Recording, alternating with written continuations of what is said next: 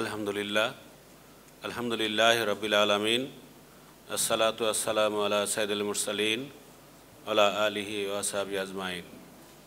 ইসলামী ছাত্র শিবির আমি যখন ক্লাস 9-এ পড়ি তখন শিবির করা শুরু করি। দীর্ঘ 15 বছর শিবির করেছি। 93 সালে আমি ছাত্রজীবন শেষ করি। ইসলামী ছাত্র শিবিরের নাটোর যখন 88 সালে কেন্দ্রের শাখা হয় তখনকার আমি নাটোর জেলার সভাপতি। দীর্ঘ 4.5 সেশন মানে 4.5 বছর আমি শিবিরে জেলা সভাপতির দায়িত্ব পালন করি। এই আলফালা বিল্ডিংয়ে কতবার এসেছি তার ইয়ত্তা নেই।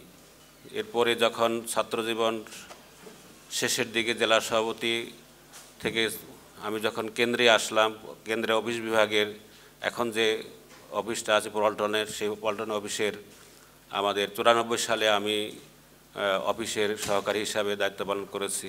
আমি নাটোর দায়িত্ব পালন করার কারণে আমি 7 বার জেলে গেছি এই 13 সালের পর থেকে। 26টা মামলা দিয়েছে। আমরা ছোটোখাটো দায়িত্ব পালন করি, তারপরেও এতগুলো আমাদের জন্য খুব কষ্টের কারণ। সর্বশেষ যখন জেলে ঢুকি তখন 28শে জুলাই আমাকে ছাত্র আন্দোলনে ইন্ধনদাতা হিসেবে ধরে নিয়ে যায়। সেখানে আমাকে অ্যারেস্ট করে রাখে এবং দীর্ঘ 15 দিন কোনো খবর ছিল না, মানে আমাদেরকে কোনো কথা বলতে দেয়নি। আমি জেলে থাকা অবস্থাতেই আমাদের ছাত্র সংগঠন জামাত ইসলামীকে, ইসলামী ছাত্র শিবিরকে নিষিদ্ধ ঘোষণা করে। একটা কঠিন পরিস্থিতি তৈরি হয় জেলখানাতে। আমরা জেলে থাকি, এর মধ্যেই 5ই আগস্ট ঘটে যায়।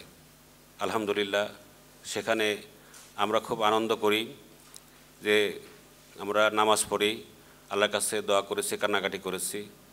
সেভাবে ইতিহাসটা এরকম থাকলেই ভালো হতো হয়তোবা আমার জন্যে। কিন্তু আমি 6 তারিখে সকালে আমি শুনতে পেলাম, 6 তারিখে আমাদেরকে যখন মোবাইল করার সুযোগ দিল, আমি জানতে পারলাম যে আমার ছেলেটাকে খুঁজে পাওয়া যাচ্ছে না গতকাল থেকে। ওর মা আমাকে বলল যে আমাকে ক্ষমা করে দিও, তোমার সন্তানকে আমি ধরে রাখতে পারিনি। ও মিছিলে গেছিল, মিছিল থেকে আর ফিরেনি। যাই হোক, এমনি অবস্থায় সে আর ফেরেনি। পরবর্তীতে শহীদ হিসাবে আমি জেলখানা থেকে 12:45-1টার দিকে বের হয়ে প্রথম যে কাজটি করি আমার সন্তানের আমি জানাজা পড়াই। এমনি করে আমার ছেলে ক্লাস ইন্টারমিডিয়েটে পড়তো। ইন্টারমিডিয়েট কেবল ভর্তি হয়েছিল। 6 তারিখে মারা গেলেন, শহীদ হলেন, আর 8 তারিখে তার ক্লাস হওয়ার কথা ছিল। এখন এই অবস্থাতেই আমাদের সময়গুলো কাটে। আমার একটাই ছেলে ছিল আর 2টা মেয়ে। এমনি করে ইসলামী আন্দোলনের এই পর্যায়ে কষ্ট লাগে না যখন এই সুন্দর মুখগুলোকে দেখি ইসলামী আন্দোলনের। আমিও তো এক সময় ইসলামী আন্দোলন করে আসছি।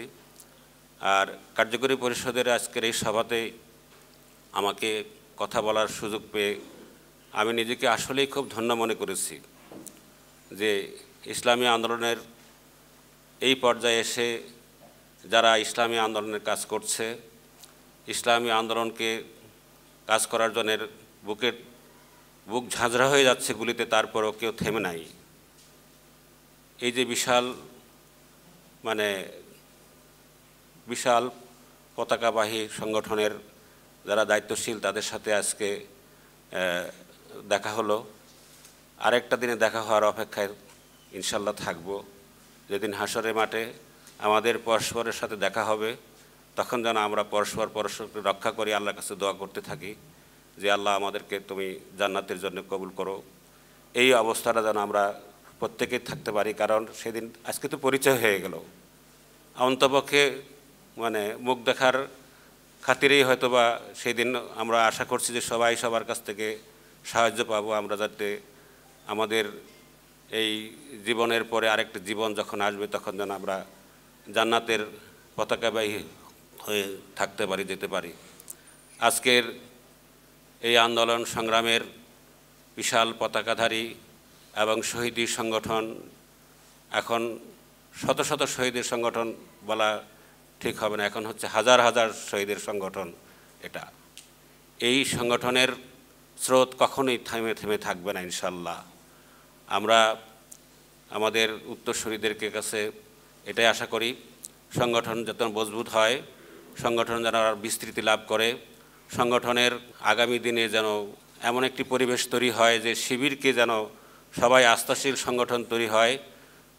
কোনো বাপ পিতামাতা আত্মীয় স্বজন যেন শিবিরের ছেলেদেরকে দিয়ে, তার সন্তানকে দিয়ে যেন আশ্বস্ত করে যে না, আমার ছেলেটা ভালো থাকবে, আমার ছেলেটা সুন্দর হয়ে তৈরি হবে। এবং এই আস্থাটা আমার মনে হয় যে অনেকখানি তৈরি করে ফেলেছি আমরা। এটা বাস্তবে এটা ঘটেছে। আগামীতে যেন আরও বিস্তৃতি লাভ করে এবং আরও আস্থা তৈরি হয়, আল্লাহ তাআলার কাছে দোয়া করি। আমার জন্য একটু দোয়া চাই। সন্তানের কথা মনে হলে আসলে শহীদের পিতা হতে পেরেছি এটা বড় কথা নয়, কিন্তু আমার যখন নিজেকে নিয়ে চিন্তা করি, ভাবি, তখন আমার সন্তান কোথায় আছে এটুক বারবার মনে হয়, তখন আর কষ্টের ধরে রাখতে পারি না। এটা আমাদের জন্য খুব, যারা শহীদ হয়েছে তারাই জানে সে কথাগুলো। ওর মা মাঝে মধ্যে ফুফড়ায় কাঁদে, কিন্তু তার কোনো জবাব দিতে পারি না। তো আল্লাহর কাছে সবাই সবার জন্য আমরা দোয়া করব। আজকে এই অধিবেশন থেকে যেন আমরা মুক্তির দিশা পাই। আল্লাহ তাআলার কাছে তৌফিক কামনা করে, আল্লাহর উপর ভরসা করে আমি কার্যকরী পরিষদের সমাপনী অধিবেশন ঘোষণা করছি। আল্লাহ আমাদের সকলকে কবুল করুন। আসসালামু আলাইকুম ওয়া রাহমাতুল্লাহি ওয়া বারাকাতুহু।